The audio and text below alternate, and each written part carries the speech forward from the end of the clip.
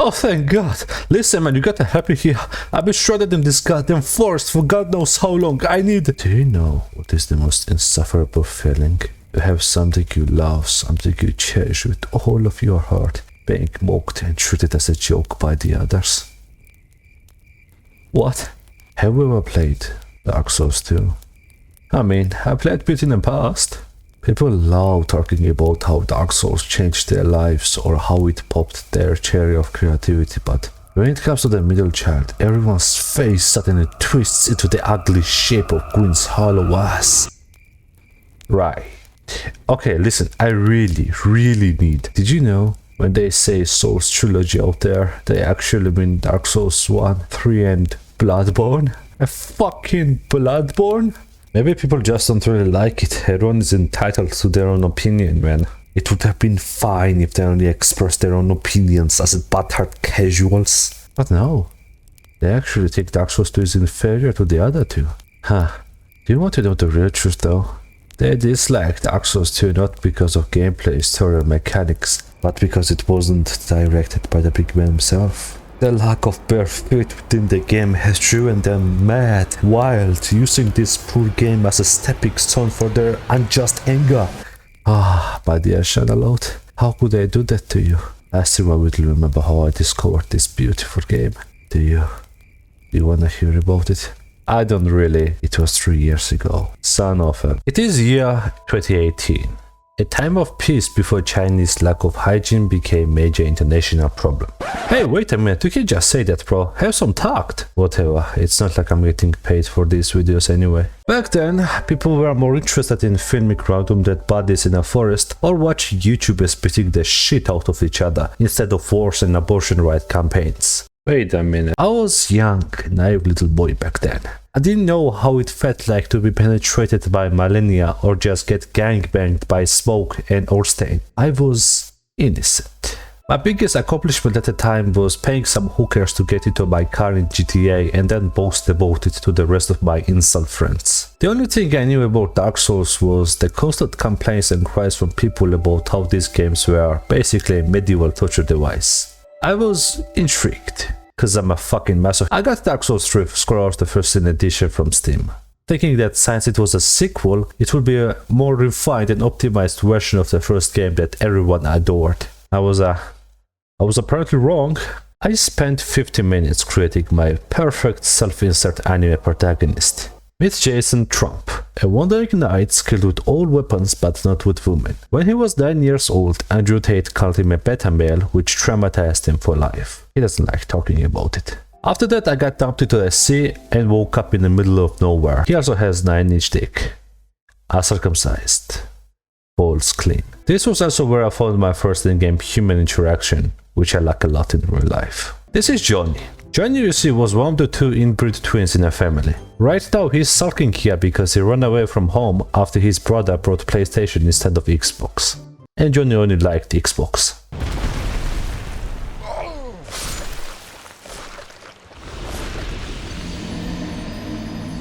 He didn't like when I said I liked PC. Then I stumbled upon a little wooden house that was infested with old hags who apparently liked laughing creepily at every newcomer. Your face. You're finished. You'll go hollow.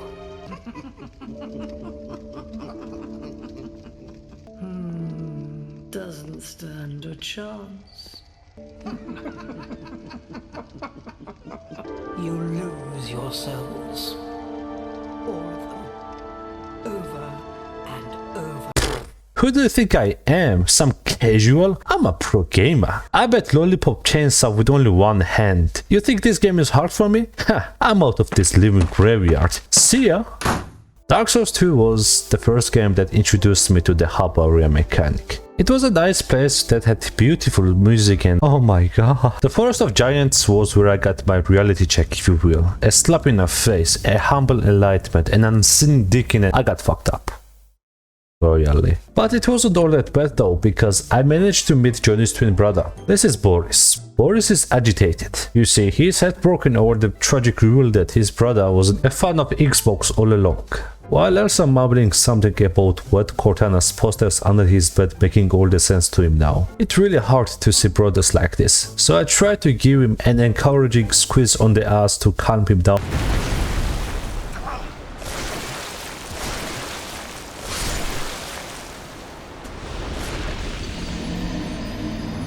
He didn't like it. After that, well, this is where I understood why people complain so much about these games. When I say I died 47 times till I reached the fog gate from the nearest bonfire that was in Forest of Giants, I'm not exaggerating one bit. Those zombies there were out for blood, and it was my blood they wanted. I tried killing them one by one, running past them without looking back, trying to trick them into not following me till the end of the map. Nothing worked. They were relentless, wild, savage. I was weak, slow, sluggish, and terribly outnumbered. This was the first time I felt such sense of helplessness and rage about a video game that honestly made me want to watch Boku no Pico to outweigh the raging anger within me with existential crisis to finally calm down. Whoa there, you must have been really fucked up, eh? Why would you even torture yourself like that? Dark Souls 2 is the least optimized, uninteresting title out of 3 games. The only pathetic thing about it was FromSoftware giving it a Dark Souls title, acknowledging it as a sequel to the original game and somehow still getting away with it. It is simply not a good Dark Souls game, bro. It's sluggish, junky mess of a game with uninteresting level design and horrible iframes. The only junky and sluggish thing is the space between your mom's hairy legs. Oh really, huh? You really gonna go in like that, huh? Whoa, just whoa. I might have hated the game at that moment, yes, but it was simply a hate born out of discovering how Dark Souls can be frustrating for the first time. I was a newcomer. This was my first time experiencing being bitch slapped like that from the game. And the iframes were not horrible, you just simply probably didn't level up your adaptability like a stubborn noob. Oh, don't even remind me of that stupid attribute. Why, by the Queen's hollow white cheeks, would anyone think making rolling next to useless and turning it into the stat that you have to level up to gain some invisibility frames was a good idea? We literally had that animation with its max amount of iframes as a base movement in Dark Souls 1. That stat was the most obnoxious, unneeded mechanic that held you back, yet one that you had to level up in order to do even a decent roll from the previous game. Well, maybe you are right about that one. Thank you. Finally we agree on but it still didn't take away from experience. Oh for fuck. Dark Souls 2 has turned into the meme of Souls community where people constantly act like it doesn't exist or say that it was a horrible mistake brought by the arrogance of developers trying to accomplish something revolutionary. They didn't have time or resources to do so. And as a result, we ended up with a lesser quality product that pales in comparison to its predecessor. But is it really the case? Dark Souls 2 was supposed to be an open-world masterpiece that would surpass Dark Souls 1 and go on to create new milestones within the genre. After the rocky start with limited resources and time, Dark Souls 2 was finally put together just before the deadline for the release. It's actually really intriguing and almost sad to see what was originally intended for the game and what we actually got in the end. But that's a story for another time. I like Dark Souls 2.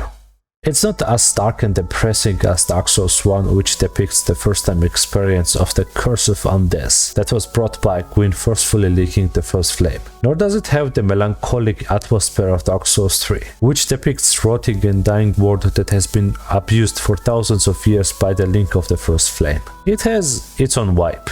While Dark Souls 1 and 3 are clearly connected by the same mythos and lore, Dark Souls 2 instead offers you the perspective from the kingdom of Drunk Lake. What I liked most about Dark Souls 2 was its rich roster of NPCs who have interesting questlines and backgrounds. Lucatiel of Mirach is a swordswoman you come across in a game. She is a proud knight who suffers from the same curse as you do. As we learn through the interaction, her strongest fear is losing her memories and the sense of herself. It is an existential crisis that is eating her from inside out, a fear that sadly slowly turns into the reality as we progress further within the game. You can slowly see how she is forgetting certain things as you meet her from time to time, until finally you find her at Aldia's keep where she barely remembers your name. This is the last time we are going to meet her. You know this, and she knows this as well. We all know what becoming hollow means in a game, but to see it from the character's point of view who lives in this world we play in, where this curse is a real danger to them, felt completely different.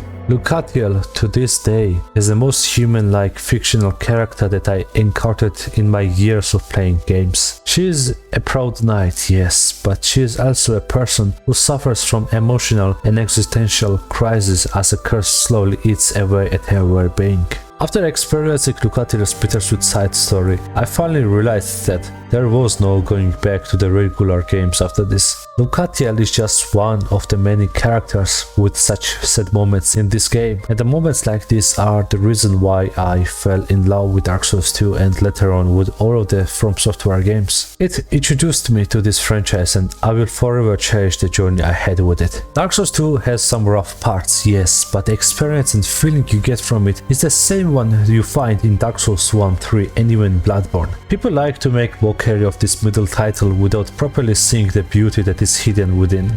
Don't listen to people talking smack about it and experience it for yourself. Dark Souls 2 matters just as much as Dark Souls 1 and 3 does. You must really like this game to make a whole 6-page essay about it, huh? To what end then? No matter how emotional some parts of this game might be, no one's gonna play a decade-old junky game with a shitty level design and enemy placements. Do you not hear anything I said at all? Yes, it might be rough around the edges, but it doesn't take away from the main experience. Dark Souls 2 is a perfectly good game that deserves its placement in a trilogy. And what through the high gameplay started all of a sudden? The original Demon Souls is the most junky, biggest mess of the Souls game, yet people praise it all the time. Hey, you take that back! Demon Souls warped so Dark Souls 1, 3, Bloodborne, Sekiro and Elden Ring could run. It was the first incarnation of the formula. Some missteps had to be taken so it could have been perfected later on. Is that so, huh? Dark Souls 2 was the third incarnation of the formula and it had no business being the messy as it was. Ugh, I'm tired of this stupid conversation, man. You can like it as much as you want, but it won't change the fact that at its core, it's just a subpar compared to the other titles. Now, help me get out of this damn place. I need the damn medical attention. It's interesting, isn't it? What's interesting? You have been missing for days in this forest with no people in sight. And yet, you suddenly stumble upon some random guy in robes, sitting all alone, with no one in sight. What? I mean, what are you trying to imply? There is this little urban story going on around back where I'm coming from. Wanna hear about it? The story goes on like this. If one ventures into the dark, unpopulated forest all alone, they might come across a night sage there. A night sage? Yes, the urban legend says that these sages are the people who achieved enlightenment through devoting themselves to something they cherish and love. The story says that if you meet one, they will try to show you the beauty of the things they devoted themselves to, and if you reject their words, they will eat you. Eat? Like in? Yes, eat. Now let's think logically. You haven't seen anybody in this forest for days, yet you suddenly run into some robed dude who tries to tell you something good about the thing they like, and you just act like a jerk and degrade the value of the source of their affection. What do you think is going to happen next? Think clearly about it, bitch. Are you going to eat me? Eat you? Hell no, you're not my type. I prefer eating teenagers. Preferably ones with end-tier fetishes. Even the goddamn FBI can do jack shit about it. But no, I'm not going to be one to eat you. Instead, I would like to invite a dear friend of mine to do the honors. What is that? The approach I used the first time might have backfired, but I really wanted to help out the brothers, you know. Oh, that reminds me. You wanna hear something interesting? He might dislike Xbox, but do you know what he hates more than a bunch of men children? People that talk shit about his home. Oh god! This video, dear viewers, was not meant to be an essay explaining the tragic beauty of the world and the story of Dark Souls 2. Instead, it is just a small little piece of advice. Dark Souls 2 is a great game. It has its own worth and meaning if you don't listen to the mockery it receives and play it for yourself. Do not compare it to the other FromSoftware titles and instead judge it from the personal experience it offers you. If you do so, you might find out that it is just as beautiful as the other titles within the franchise. And if it just really isn't for you, that's fine too. Just don't go around slandering the game because of things you personally didn't like about it. Otherwise, the following will be your fate.